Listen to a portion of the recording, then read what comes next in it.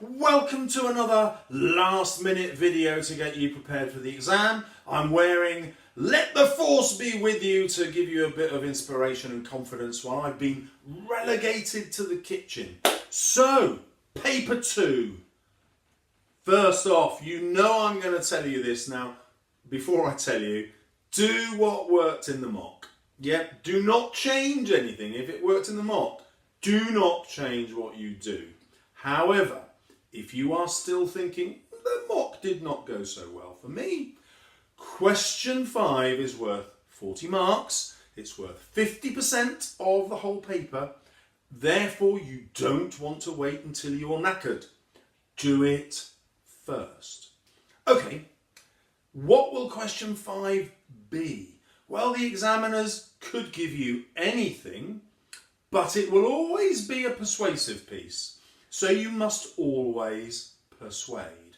I'll put in a link up here somewhere to my persuasive writing videos. Students in my class have learnt Mad Father's Crotch for all the persuasive techniques. You might have learnt A Forest or Da Forest or The Wolf is Running Loose in the Forest, God Help Me, Red Riding Hood. I don't know, it doesn't matter. You know the persuasive techniques and you're going to use them. Right, 45 minutes to do question 5. How should you plan? How are you going to write something that other students in the country aren't writing? Well, let's imagine you get this really boring topic. Students should be allowed to wear whatever clothes they like to school. You might be excited by that, but believe me, the examiners won't be. And you probably won't have many arguments. You'll say, oh, it makes you feel free. Oh, it makes you feel as though you aren't kept in a cage. You can express your personality. But then you'll run out of ideas like uniform. Who cares, man? But you'll be getting something in the exam that's as tedious, that's as boring as that. Why? Well, because even the idiot who's sitting 3 rows opposite you, even that idiot has to be able to come up with something to say in the exam. And so the examiners can't give you anything that involves you knowing stuff. So how do you get the higher marks? Well, there are some really easy techniques. First, it's how you structure your argument. Now, the examiner will ask you your opinion about something, let's say it's uniform, but here's the thing. The examiner doesn't care what you think. It doesn't matter what you think! Just channeling the Rock there for you. Well, that's really liberating because there isn't an answer that the examiner has in their head that they're looking for. What they're going to give you all your marks for is how well you argue it. Now, you're a teenager, you're an expert in arguing, you've got a parent, you might have 2 parents, and you probably exploit them. And the way that you exploit them is by giving them argument, and then they come up with a counter-argument, and you've thought about what they'll say against you, and therefore you argue back with your counter-argument. You are an expert at being a devious and manipulative human being, which is great news because if you can be a devious and manipulative human being in this question, you will get a massive mark. Let's see how that works. School uniform is an offensive idea. It's an affront to my civil liberties. It oppresses my personal expression and creativity. I can't be expected to learn in an environment that oppresses me. That's just making me smaller and oppressed. Take that. Your feelings of oppression are an illusion. School uniform there is in order to put you in the correct mindset. School isn't about you expressing how you feel. It's about learning. It's about facts. It's about filling your head with knowledge, young man. Make sure you go to school and learn. I think you'll find that knowledge is freely available on Google and the internet.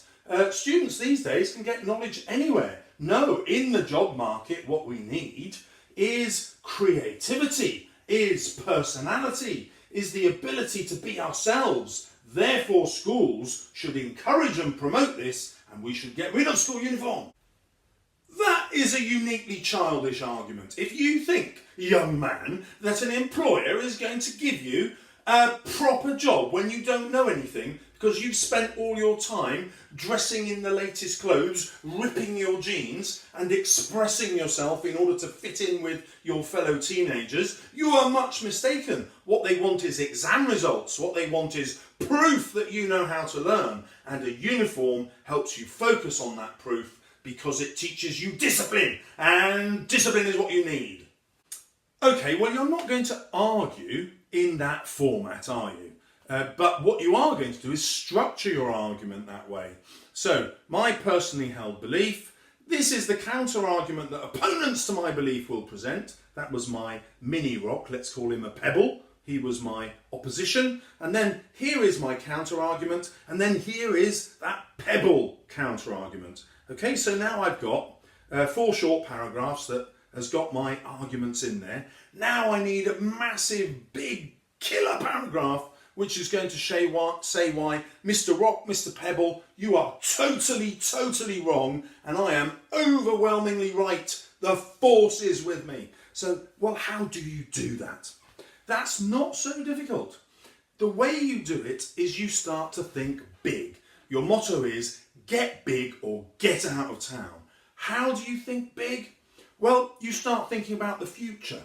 So in the 50 years' time, if everyone has taken pride in their uniform, we will become a society that takes pride in its schooling, a society that takes pride in its teachers. We will be a society where students learn more because students don't go to school to become individualistic, but have learned to become part of a community. And over 50 years of building that community, we will be a great nation, free from Brexit, free from these Johnny foreigners, and therefore able to be truly British rather than simply individual. Another way that you can do it is to look at the wider implications to society at large. So if we all subscribe to wearing a uniform, students will compete against each other academically. They would like to be individual, standing out from the crowd by doing better than them in exams. And therefore our long-term future as a country is going to be that we get more and more intelligent and better grades. And this is essential because in 20 years' time, every decent paid job in the world could be taken up by someone from China because their population is so massive that there are more geniuses in China than the whole population of the United Kingdom. Therefore, uniform is our first step in the battle to making homegrown geniuses. So do you see what I mean? Think big, go large, and you will beat what everyone else in the exam is doing, who will be thinking small and tiny and saying, I find uniform a bit itchy. It doesn't suit me. So, go home. No, go big or go home.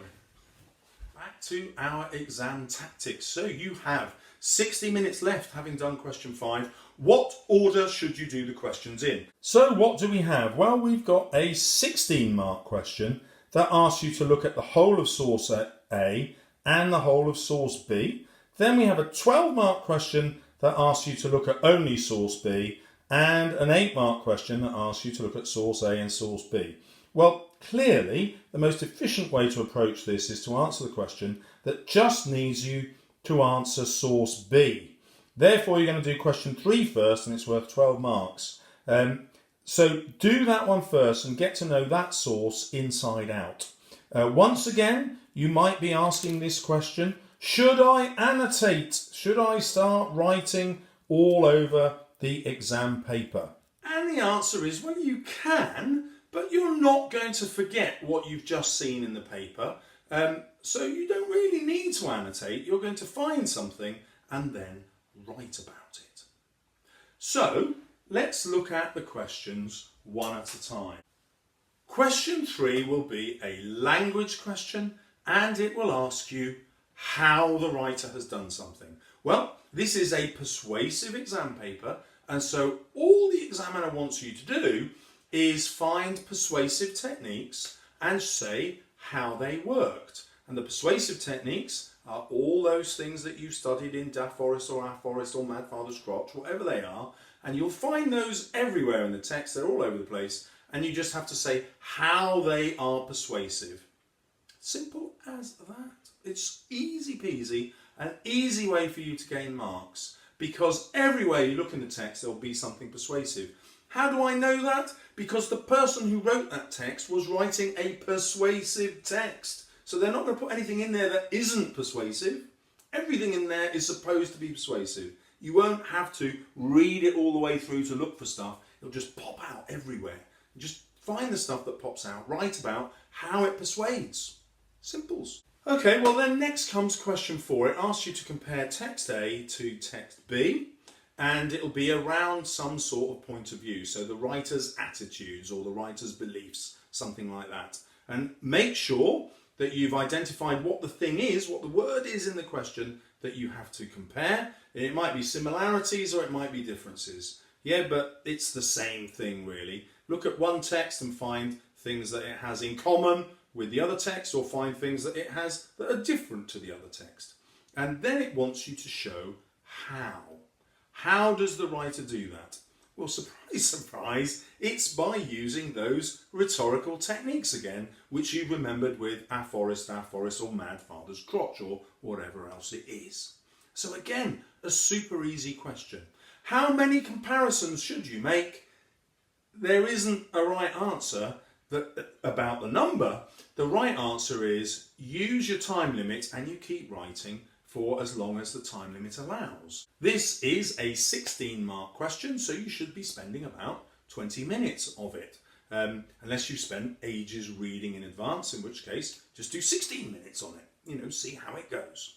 Okay, well, question 2, and it will ask you to look at the differences or the similarities, but these will be factual differences or similarities. They'll just be things that you can easily work out in the text. This is a really easy question. However, the examiners also will give you something which asks you to infer.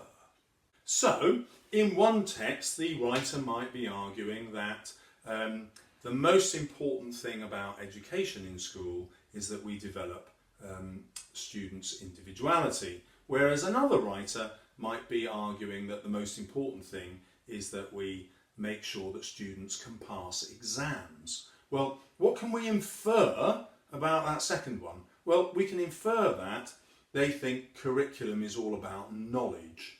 Yeah, if it's all about passing exams, it's all about knowledge. We can infer that. It's not actually said explicitly in the text, but we worked it out from what is said explicitly. With the individual one, well, we can infer that this is somebody who believes that education should be relaxing and about personal growth and not about exam results. They haven't said in the text, I don't care about exam results, but we have inferred that exam results are less important to that person as opposed to the development of the individual. Okay, so you do have to come up with a similarity or difference, whatever's in the question, based on what you can infer from what is actually said.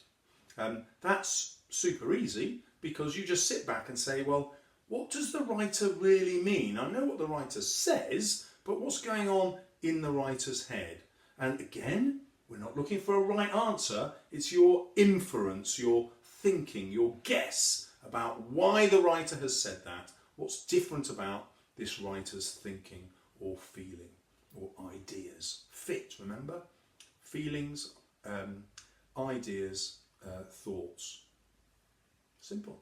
Okay, well that leaves us with question 1, which is worth 4 marks, which will take you about 2 minutes. So do it last because you'll have time. Unless you're someone who needs to get the easy peasy marks at the beginning, because the average mark is 3.5 out of 4 across the country. And so, if you're desperate to do it first, well, what the hell? I don't care. However, you know my advice. So there you have it. Question 5. Go big or go home. Question 3 and 4. write about the persuasive techniques and the effect on the reader and the author's purpose in those. Question 2, look at the differences or the similarities. Question 1, man, it's so easy, I'm not even going to tell you. And then this, ladies and gentlemen, is your last English exam. Cause to celebrate. Whoop, whoop, and good night.